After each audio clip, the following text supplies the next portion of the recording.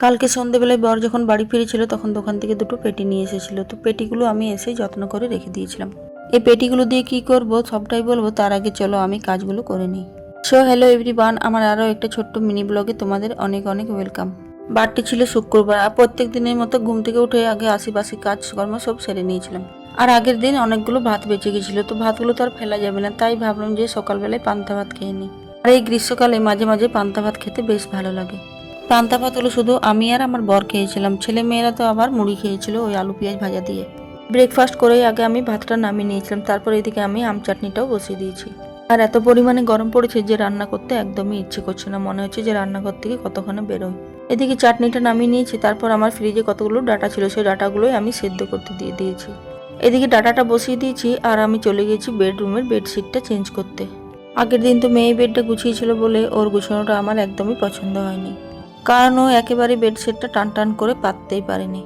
আর bedsheet যদি টান টান করে পাতানো না থাকে তাহলে একদমই ভালো লাগে না, আর শরীর যদি অসুস্থ থাকে তাহলে তার কিছু কাজ করারই ইচ্ছে থাকে না। বেডরুমটা গুছিয়ে আবার আমি চলে গেলাম রান্নাঘরে। এদিকে আমার ডাটাটাও সেদ্ধ হয়ে গেছে। ডাটাটা আমি একটু সরষে আর কাঁচা লঙ্কা ফোড়ন দিয়ে ভেজে নিয়েছিলাম। আর জানো তো এই লাল ডাটা চচ্চড়িটা আমি অনেকদিন পর করেছিলাম, তাই খেতেও অনেক ভালো লেগেছিল।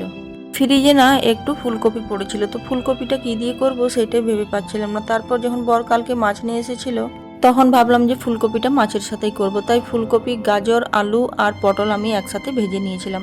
যতক্ষণ আমি ওই সবজিগুলো ভাজছিলাম ততক্ষণ আমার বাসনগুলো আমি ধুয়ে নিয়েছিলাম। সকাল থেকে আমার কতগুলো বাসন জমা হয়েছিল, জল খাবার খাওয়া হয়েছে, একটাও বাসন ধোয়া হয়নি, তাই রান্না করতে করতে এইদিকে আমি বাসনগুলো ধুয়ে নিয়েছিলাম। সকাল 6টা থেকে তো ভীষণ রৌদ্র উঠে যাচ্ছে, তাই টাঙ্কির জলটা এত পরিমাণে গরম হয়ে গেছে যে হাত দেওয়াই যাচ্ছে না। এদিকে আমি সব কটা বাসনও ধুয়ে নিয়েছি, তারপর এদিকে আমার সবজিগুলো ভাজা হয়ে গেছে। সবজিগুলো আমি তুলে নিয়েছি, তারপর ওই কড়াইয়ের মধ্যে তেল দিয়ে আবার মাছটাও ভেজে নিচ্ছি। আর জানো তো ওই ছোট্ট ছোট চড়াপোনা মাছগুলোই খেতে বেশ ভালো লাগে।